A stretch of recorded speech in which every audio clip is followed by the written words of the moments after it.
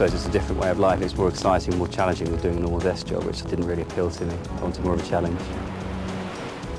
I just love it. It's steeped in tradition and it's got such high standards. That really is one thing that appeals to me of the Navy. It's the standards. I think there's got to be some sort of romance because it is quite a stressful job and a difficult job to do, so I think you've got to be able to enjoy the job. It's quite a romantic lifestyle from the outside. Whether it's like that from the inside, I don't know. Young officers speaking on their first day in the Royal Navy. For them, whether it will prove challenging, exciting and romantic is going to become secondary to the day-by-day realities of training to become a naval officer. For all its tradition, they have chosen a service very firmly rooted in the present. The men and women who maintain and operate its weapons, sensors and propulsion systems have to be technically literate and intelligent. And they, like any skilled workforce, expect to be competently led. In common with every large organization, commercial or otherwise, the Navy needs managers across a broad range of skills. Logistic experts to feed the ship's companies and to manage the huge inventory of stores carried by each ship. Warfare experts to fight the ship at action stations. And engineers across a spectrum of disciplines from electronics to the gas turbine and nuclear propulsion systems that power modern warships.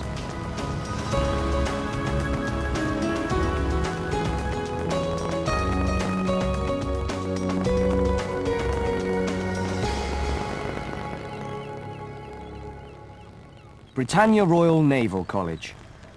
From first arrival, we follow a group of young officers through their naval general training until, about 16 months later, they sit their fleet board. The details of the training may vary between different branches and forms of entry, but Dartmouth is where it starts. When we have our divisions, we have one chap who signals to the rest of the people on the parade ground that the captain is coming and he has to stand. See where the arches are above the clock and stands in there. Royal Naval officers have been trained at Dartmouth since 1863, moving into the purpose-built college on the hill above the town in 1905. Very impressive building, very romantic. It's quite nice walking along the corridors and seeing all the divisions going back to the 19th century. It gives you a great sort of feeling of tradition and history. The officers already here have been very friendly, so you had a very good welcome. A lot of people smile, say hello, and people pop in to check that you know what you're doing. There's a piece of plastic in there, yeah, and you make 2 holes in. Right. And just put it through there and just put the strip in down the middle. It's like opening a Christmas stocking.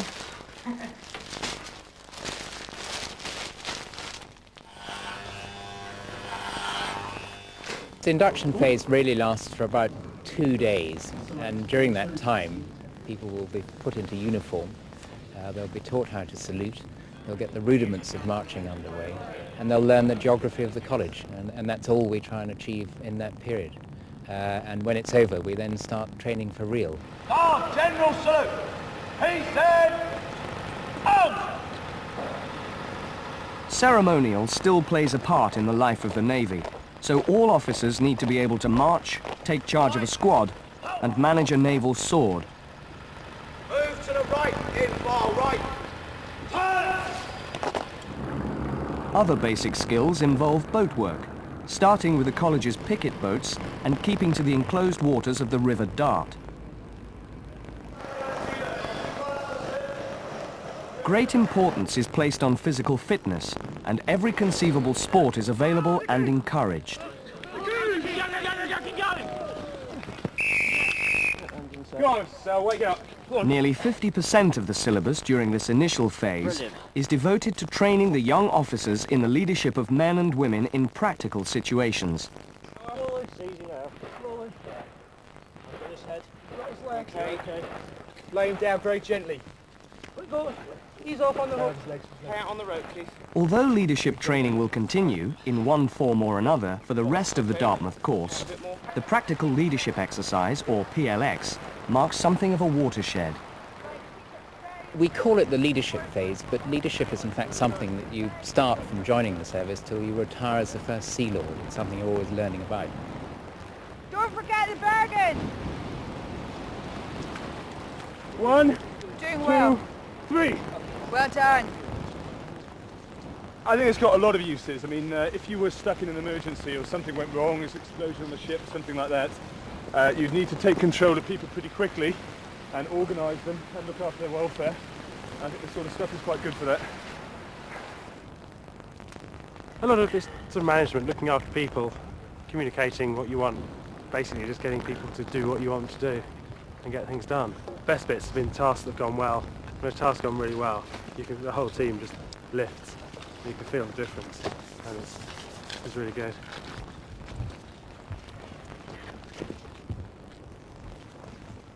The first 7 weeks are a practical and physical introduction. It's a long, long day, and by the end of it, people are very fit. It's less about naval knowledge, but more about character and a confidence in driving boats and walking on Dartmoor, just in the practical aspects of naval life. It is also great fun, and I think at the end of it, no matter how well one has done, you all feel that it's been a great achievement and well worth doing. Safe to land. Hold to where you are until it's down stacked. Put your foot up, 2 foot a foot. Right foot up 2 feet. There. Good. Okay, now carry on. Good, good. You get through. It's been a good couple of days so far. It's not been too bad, but there have been times, yes, when your patience does tend to wear a bit thin. Oh, I don't fancy the cheap pedicures. We got round it, that's the main thing. The 7-week introductory and practical phase, with its emphasis on the physical, will be followed by 5 weeks of professional training.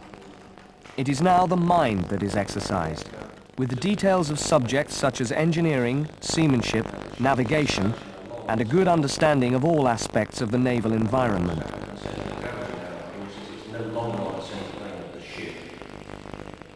The academic content of the syllabus is balanced by more practical training, although at this stage, the Navy would rather invest in computer simulation than let young officers loose on the real thing. No, we need to take some morning actions to take us. Okay, alter course to starboard, alter course to 270. As the professional training phase moves towards its end, they find themselves at sea, putting what they have learned in theory into practice. 052.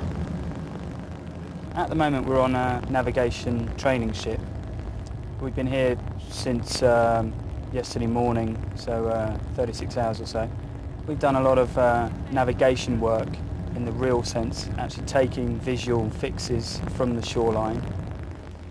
We expect a high standard by the end of the course, so there are certainly milestones during it. We can quickly tell if people are falling behind.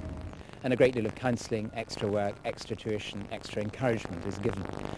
People move at different paces, and some are good in some areas, less good in others.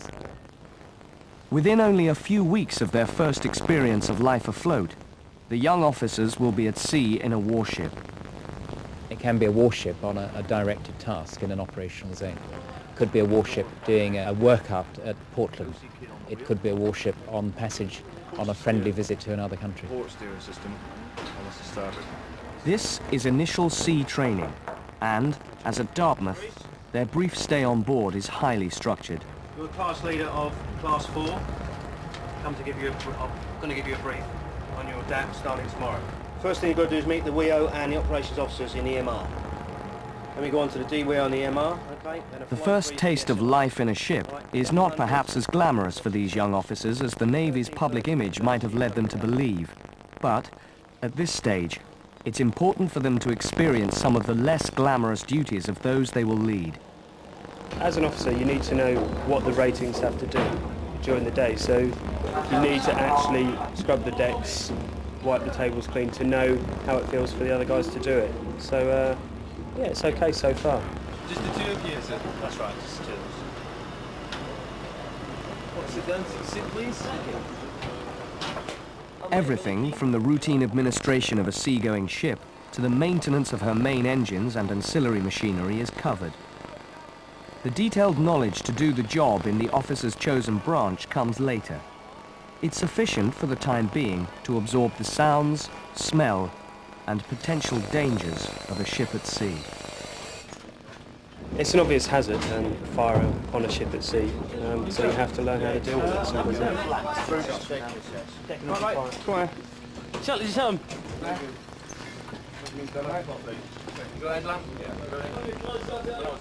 This afternoon we did an exercise of a fire on board, and one of the teams had to don all the fire kit with the BA and everything. That was an eye-opener to say the least. Just the sheer physical weight and the fact that when you go down into a smoky hold you can see absolutely nothing. Perhaps parade ground skills get a little rusty at sea, but they will be needed immediately this phase is over. The next milestone is the passing out parade.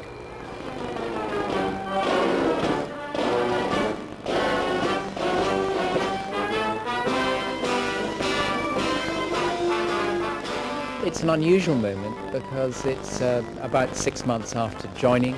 It caps really the first proper rung of someone's career. They've done extremely well to get into the service in the first place, but to get to the passing out parade is a moment of great celebration. So bands play, parents are there, and we have a very important person, sometimes a member of the royal family, down to take the salute at the passing out parade. So it's a great moment both for the college and for the individual and their families.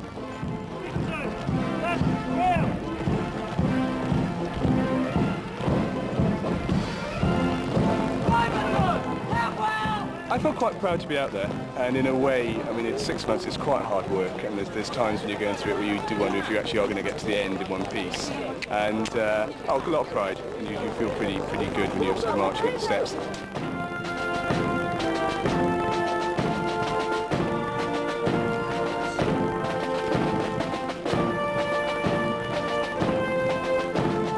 Life for the young officers now changes tempo.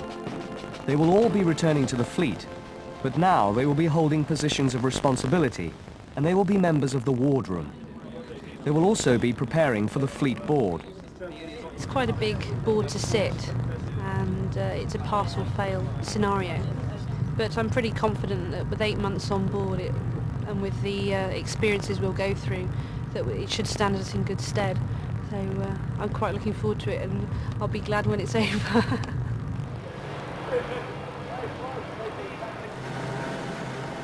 The course here is designed to send somebody to sea able to be a second officer of the watch, which is a very responsible position in the navigational sense, a second officer of the day, a responsible position in the naval administrative sense, and assistant division officer, where they look after ratings, help them with their futures, with their careers, and offer them advice when they need it.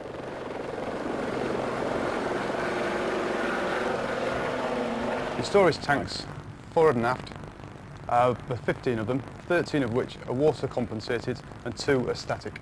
How come 2 are static? The 2 static ones are what we use For this phase of training in the fleet, the young officer is largely expected to run his own learning program, hunting down the experts.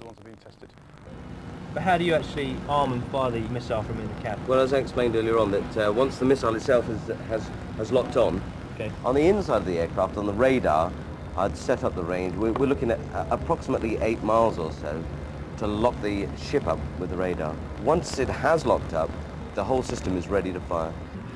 Whatever branches the young officers are going to ultimately join, they will spend periods in all of them during fleet time. We work on a weekly basis with each department. We go around and ask questions which are in the task book to the senior ratings and the officers, and to anybody else we can basically grab and get the information out of. In that way you can learn a lot more, I think. As well, the officer of the day ought to be able to was able to give it, but that no longer exists. My job would be to work out what that particular offence, if he was found guilty of it, would warrant in the way of punishment, and that's all laid out in what they call the Green Guide. This afternoon I've been on watch, second officer of the watch, for 4 hours. I've now got 2 hours off, and then I go back onto the bridge again for another 2 hours, and then I've got to work on my task book as and when I can, so it's very busy.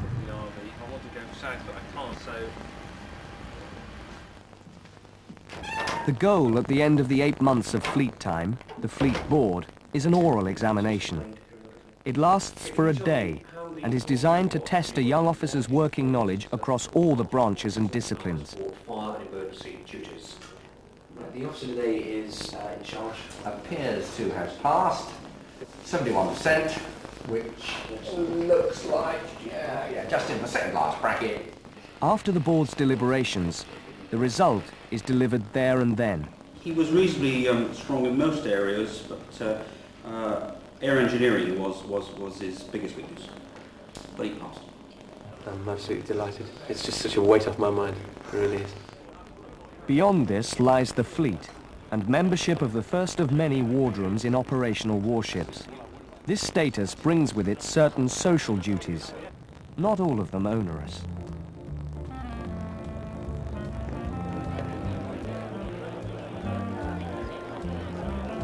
Young officers could now find themselves almost anywhere within the global reach of the Navy and playing a part in any of its many different roles. They might be on board HMS Endurance in the South Atlantic, supporting the British Antarctic Survey and patrolling the waters round the Falklands. Those who decide to fly, either as pilots or observers, could go to Norway or to Eastern Europe, perhaps working in support of a United Nations mandate. One of the standing out-of-area commitments is to the Middle East, and ships on patrol there may be sent further east to the Pacific Rim. Guardship duties in the West Indies may include patrols to deter drug smuggling off the Colombian coast, or the interception of illegal immigrants. Much of this work augments that of the local police and coast guards.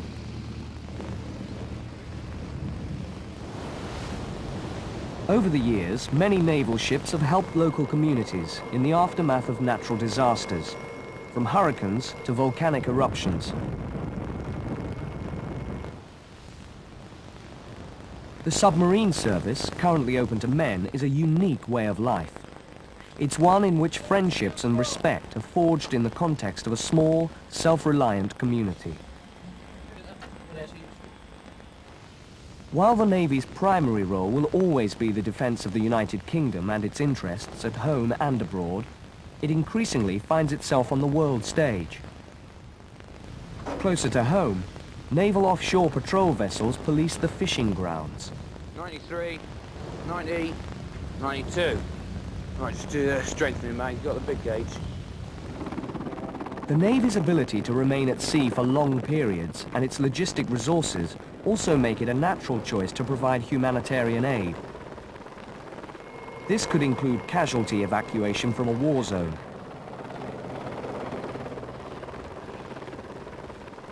Or it might be helping to rebuild a local community. In many ways, this kind of project has become routine for Britain's peacetime Navy, helping those who call for help, keeping the peace whilst remaining ready for war. This is the Navy that these young officers will be joining. Can't wait to see what's on offer and where it goes. I think it's going to be very tiring and hard work, but really looking forward to it. I decided that the Navy could offer me a challenging career, really, because I didn't want to be stuck in an office. That's the main point. I want to be out doing things. I'm looking forward to it, I really am. I'm so excited about the whole fact I'm joining the Navy, and this is the start of my new career. The ship that returns from a long patrol without engaging its weapons and sensors in anger is a ship that has done its job. For officers in particular, this calls for commitment and professionalism. Most would see the compensations as self-evident. I'm 20 years of age, and this is my 12th country I've visited in 4 months. Which is very old-fashioned, but the pride that you get, especially out here in foreign climes, when people see you in uniform and see the ship coming in, you still get a good kick out of that.